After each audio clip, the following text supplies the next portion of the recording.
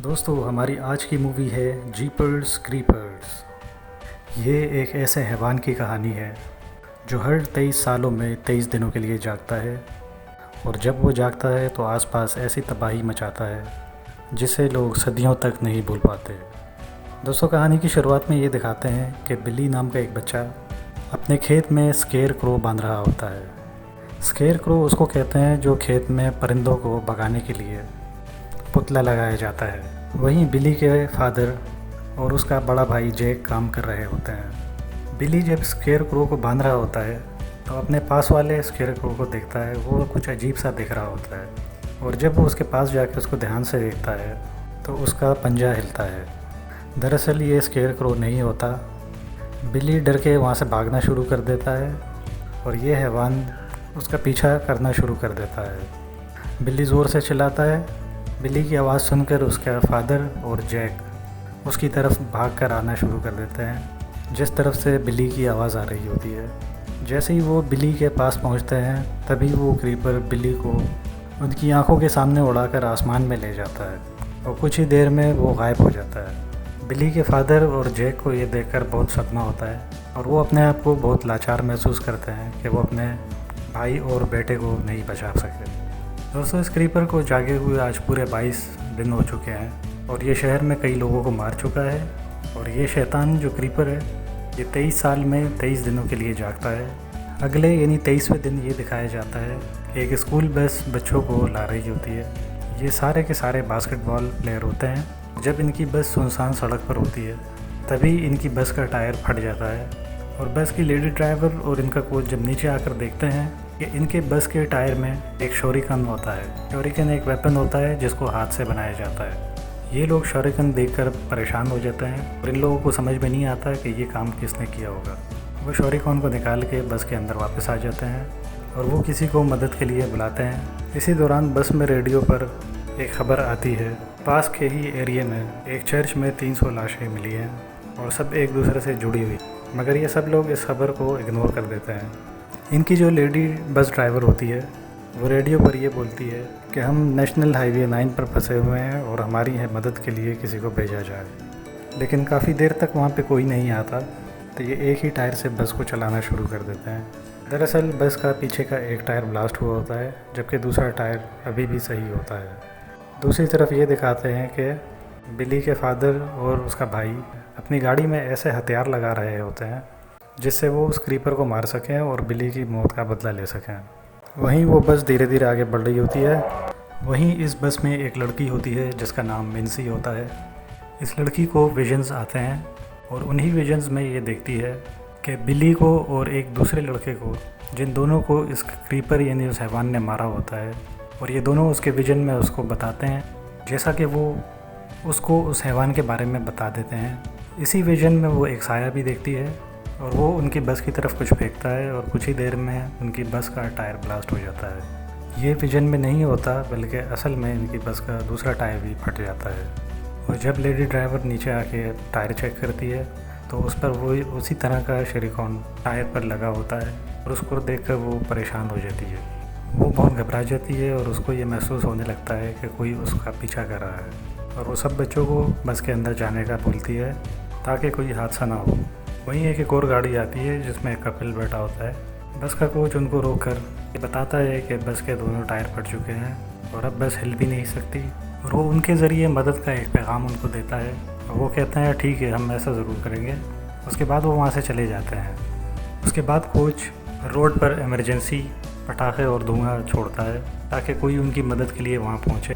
इसी दौरान क्रीपर आसमान से आता है और कोच को उठा कर ले जाता है। बस ड्राइवर और बच्चे दोनों देख के परेशान हो जाते हैं कि कोच कहाँ गया, तो वो अचानक से कैसे गायब हुआ। जब बस ड्राइवर टॉर्च लेकर आगे जाती है और उसी कोच को आवाज़ लगाती है मगर कोई जवाब नहीं आता। इसके बाद बस ड्राइवर सबको अंदर जाने का बोलती है।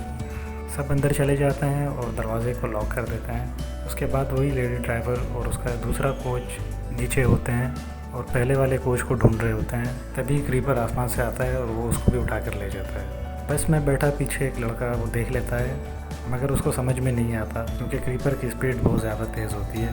वो उसको देख ही नहीं पाता और बाकी बच्चों से बोलता है कि हमारी ड्राइवर हवा में उड़ गई। दूसरा कोच जो बाहर होता है वो दरवाजे पर खड़ा होता है, तभी वो हैवान उसको भी उठा कर ले जाता है। अब ये सारे बच्चे बस के अंदर कैद हो जाते हैं और दूर दूर तक इनकी मदद के लिए कोई नहीं आता। क्रीपर एक दफ़ा फिर आता है और जो बस के पीछे वाला ग्लास होता है वो उसमें से सबको देखता है। दरअसल वो इन सबको मारना चाहता है, मगर फ़िलहाल वो वहाँ से चला जाता है। यहाँ जो लड़की होती है जिसको विजन्स आते हैं, उसको वो सारे विजन्स आते हैं जहाँ स्टार्ट में ये क्रीपर स्केयर को बनकर खड़ा होता है, जहाँ इसने बिली को मारा होता है। और वहाँ एक लड़का आता है जिसको क्रीपर मार चुका होता है और वो मिन्सी को बताता है ये क्रीपर 23 सालों में 23 दिन के लिए आता है और हर 23 साल बाद ज़िंदा होकर इंसानों को मारता है। उसके बाद मिन्सी होश में आ जाती है। होश में आने के बाद वो बहुत घबराई हुई होती है, क्योंकि उसको पता चल चुका है कि वो क्रीपर यहाँ पर क्यों आया था। बाकी स्टूडेंट समझते हैं कि वो यहाँ से चला गया है। वो बोलते हैं कि यहीं सामने एक फार्म हाउस है, हमें वहाँ जाना चाहिए। मिन्सी यहाँ सबको बताती है कि वो अब फार्म हाउस नहीं जाएं, क्योंकि जब वो मारने का सोचता है तो किसी को भी मार देता है। और वो यहाँ अपना पसंदीदा खाना यानी इंसान को तलाशता है और वो डर सूंघ लेता है और डर सूंघ कर ही वो इंसानों को मार देता है। मिन्सी ये भी बताती है कि ये काफ़ी टाइम यानी हज़ारों सालों से चला आ रहा है और इसको अब तक कोई रोक नहीं पाया। और आज चूँकि 23वीं रात है तो इस क्रीपर की आखिरी रात है। इसके बाद वो 23 साल के लिए सो जाएगा और अगले 23 साल तक के लिए वो इस ज़मीन पर रहेगा और हर 23 साल बाद दोबारा उठेगा। इनके साथ एक लड़का होता है जिसका नाम स्कॉट होता है। वो इसकी सारी बातें सुनकर इसको बोलता है कि दिन भर तो तुम ठीक थी, अब तुम्हें क्या हुआ। मिन्सी बोलती है कि मुझे कुछ नहीं पता कि क्या हुआ, मगर मुझे सब कुछ इस बच्चे ने बताया है जो मर चुका है, जिसका शिकार उसी क्रीपर ने किया था। और वो क्रीपर यहाँ पर दोबारा आएगा और जिसको उसने चुना है वो उसको ज़रूर मारेगा। और इससे कोई फ़र्क नहीं पड़ता कि हम बस के अंदर हों या फार्म हाउस में। वहाँ दूसरी तरफ ये दिखाते हैं कि बिली के फादर और उसका भाई जैक क्रीपर को मारने के लिए उसको ढूंढने के लिए निकल पड़े हैं। और रास्ते में इनको वही गाड़ी दिखती है जिसमें एक कपल था, जिन लोगों को कोच ने मदद के लिए पैगाम के लिए भेजा होता है। इनकी गाड़ी एक पेड़ से टकराई हुई होती है। और गाड़ी की पूरी छत ऊपर से हटी हुई होती है। इसका मतलब ये है कि उस क्रीपर ने भी इनको मारा है। यहाँ पर इनको अपनी गाड़ी में रेडियो से मदद के लिए आवाज़ आती है और ये उसी स्कूल बस से होती है जहाँ पे सारे के सारे बच्चे फंसे हुए होते हैं। बिली के फादर उनसे उनकी लोकेशन पूछते हैं तो बच्चे उनको बताते हैं कि हम हाईवे 9 पर फंसे हुए हैं। बिली के फादर बोलते हैं कि मैं जल्द से जल्द वहाँ पहुँचने की कोशिश करता हूँ, मगर आप लोग वहाँ से जाना नहीं। और वो उनकी तरफ निकल जाता है जहाँ पर उन बच्चों की बस है। और इस बात से बच्चे बहुत खुश होते हैं।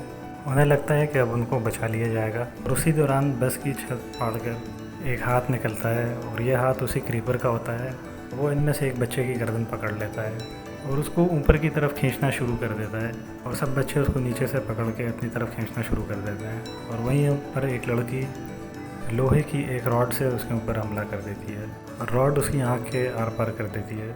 इससे वो क्रीपर ज़ख्मी हो जाता है और आसमान में ऊपर उड़ जाता है और कुछ देर बाद वो उनकी बस के ऊपर कूदता है। उससे उनकी बस के जितने भी शीशे होते हैं सब के सब टूट जाते हैं और दरवाजे भी जैम हो जाते हैं और वो क्रीपर ऊपर बेहोश पड़ा होता है। ये सब लोग दरवाजे को खोलने की कोशिश करते हैं, मगर एक भी दरवाज़ा नहीं खुलता और इसी दौरान क्रीपर को होश आना शुरू हो जाता है और इनमें से वो एक बच्चे को और मार देता है। उसके बाद वहाँ से उड़ जाता है। उसके बाद वहाँ से कुछ बच्चे बोलते हैं कि हमें बस से बाहर निकलना चाहिए, मगर कुछ बच्चे बोलते हैं कि नहीं, हमें बस में ही रहना चाहिए। मगर क्रीपर को पता होता है कि ये सब बस में ही है। ये सारे बच्चे वहीं आसपास फार्म हाउस देखने के लिए नीचे उतर जाते हैं, मगर इन्हीं में 2 बच्चे बस में ही रह जाते हैं जो अंदर से बस को लॉक कर देते हैं। और जब ये सब के सब थोड़ा आगे जाते हैं भी इन्हें चांद की रोशनी में एक साया दिखता है और ये वही क्रीपर होता है और उससे डर कर ये सब के सब बस की तरफ भागते हैं। लेकिन जो लड़का बस के अंदर होता है वो बस का दरवाज़ा बंद कर देता है और वो अंदर से दरवाज़ा नहीं खोलता। इसके बाद वो सब के सब वहाँ मैदान में भागना शुरू कर देते हैं और क्रीपर उनका पीछा करता है। उनमें से वो कुछ को अपने हथियार से मार देता है और कुछ इधर उधर भागने में कामयाब हो जाते हैं। वहीं ये दिखाते हैं कि बिली, उसके फादर और जैक उनके आसपास पहुंच जाते हैं और तभी उनको एक सड़क पर एक लड़की नज़र आती है। वो उस लड़की को ये बोलते हैं कि क्या तुम इसी बस में थी जहाँ से हमारे पास मैसेज आया था। वो कहती है हाँ, लेकिन वहाँ जाने का कोई फ़ायदा नहीं है क्योंकि अब वहाँ से सब भाग चुके हैं और वो क्रीपर उसको कोई भी नहीं मार सकता, वो हम सबको मार देगा। बिली के फादर बोलते हैं कि मैं उसको छोड़ूंगा नहीं, तुम गाड़ी में बैठो वो उस लड़की को गाड़ी में बिठा देते हैं और ख़ुद पीछे गाड़ी में खड़े हो जाते हैं और अपने आप को बांध लेते हैं ताकि वो क्रीपर उनको हवा में ना उड़ा सके। जब ये लोग बस के पास पहुंचते हैं तो वो क्रीपर बस के ऊपर खड़ा होता है। बस के अंदर जो लड़का होता है वो क्रीपर उसको खींच रहा होता है। जैसे ही वो बिली के फादर को देखता है तो वो खड़ा हो जाता है। बिली के फादर के पास एक गन होती है जिसमें एक बहुत बड़ी लोहे की रॉड होती है और उसके आगे एक चाकू लगा होता है। इसके बाद बिली के फादर उसके ऊपर हमला कर देते हैं और वो रॉड क्रीपर के आर पार हो जाती है। वो रॉड लोहे की एक मोटी तार से बंधी होती है, इसलिए क्रीपर भाग नहीं पाता मगर उड़ने की पूरी कोशिश करता है और उसके हर एक झटके के साथ गाड़ी आगे बढ़ना शुरू हो जाती है क्योंकि क्रीपर बहुत ज़्यादा पावरफुल होता है और इसको कोई आम इंसान नहीं मार सकता। लेकिन बिली के फादर को इस क्रीपर से बिली का मौत का बदला लेना होता है, इसलिए वो किसी भी कीमत पर इस क्रीपर को मारना चाहते हैं। इसी दौरान क्रीपर उस रॉड को अपने जिस्म से निकाल देता है और वापस इन्हीं की तरफ फेंक देता है, लेकिन ये लोग बच जाते हैं। बिली के फादर दोबारा उस रॉड को अपनी उस गन में लगाते हैं और वो क्रीपर और गुस्से में इनकी तरफ आ रहा होता है। बिली के फादर दोबारा उसका निशाना लेते हैं और वो रॉड फिर से उसके आर पार हो जाती है और वो क्रीपर लुढ़कता हुआ झाड़ियों में गिर जाता है। उसके बाद कुछ देर तक बिल्कुल खामोशी होती है। थोड़ी देर में वो तार हिलना शुरू हो जाता है और कुछ ही देर में क्रीपर दोबारा आसमान की तरफ उड़ना शुरू कर देता है। क्रीपर इस दफ़ा पूरी पावर के साथ उनकी गाड़ी को पलट देता है। वहीं दूसरी तरफ ये दिखाया जाता है कि उन तमाम बच्चों में 3 बच्चे बच चुके हैं और वो वहाँ से भागना चाहते हैं, यानी उस जगह से निकलना चाहते हैं। और इन लोगों को वही गाड़ी दिखती है जो शुरू में एक कपल के पास थी जो दरख्त से टकराई हुई होती है। ये तीनों उस गाड़ी के पास जाते हैं और देखते हैं कि चाबी उसी के अंदर होती है और ये लोग उस गाड़ी को स्टार्ट करते हैं। इससे पहले कि ये तीनों के तीनों अंदर बैठे हैं वो क्रीपर वहाँ भी आ जाता है और ये जल्दी जल्दी वहाँ से गाड़ी स्टार्ट करते हैं और इनमें से एक लड़का पीछे बैठ जाता है। इनकी कार आगे बढ़ती है और वो क्रीपर इनका पीछा करता है और उस लड़के के पास एक पिस्टल होती है जो उनके कोच की होती है, जो उसको वहाँ बस से मिली होती है।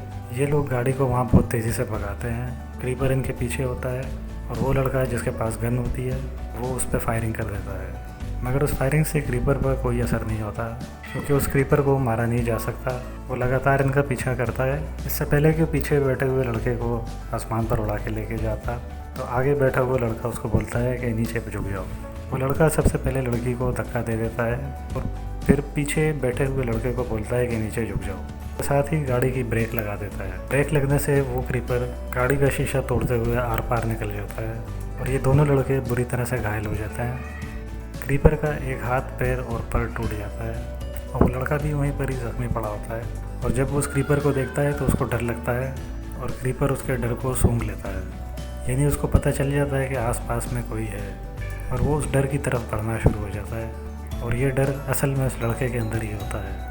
उस लड़के की भी चूँकि टांग टूट चुकी होती है तो वो रेंगते हुए आगे बढ़ता है और क्रीपर भी उछल उछल कर उसके पास आता है और क्रीपर इसी तरह उस तक पहुंच जाता है और जैसे ही उसको मारने लगता है, इससे पहले कि क्रीपर उसको मारता तो बिली के फादर वहाँ पहुंच जाते हैं और एक बार फिर वो उसी हथियार से उस पर हमला कर देते हैं और वही रॉड क्रीपर के सर के आर पार हो जाती है। बिली के फादर दूसरी रॉड लेकर आते हैं जिससे उस क्रीपर पर कई वार करते हैं, लेकिन फिर भी क्रीपर नहीं मरता और उसकी सांसें चल रही होती हैं और वो लगातार बिली के फादर को देख रहा होता है।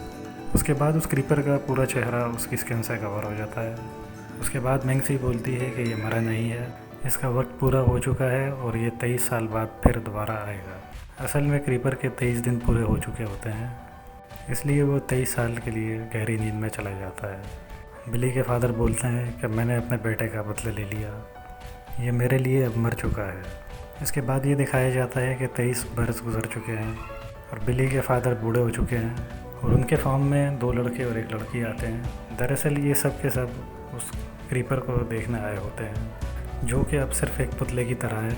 उस क्रीपर को बिली के फादर ने हवा में दीवार पर टांगा होता है और बिली के फादर की ये हारपून गन बिल्कुल उसके सामने होती है और उस पर वही रॉड लगी होती है जिससे उसने क्रीपर को मारा होता है। इन तीनों में से एक लड़का बिली के फादर से पूछता है कि क्या आप किसी का इंतज़ार कर रहे हैं।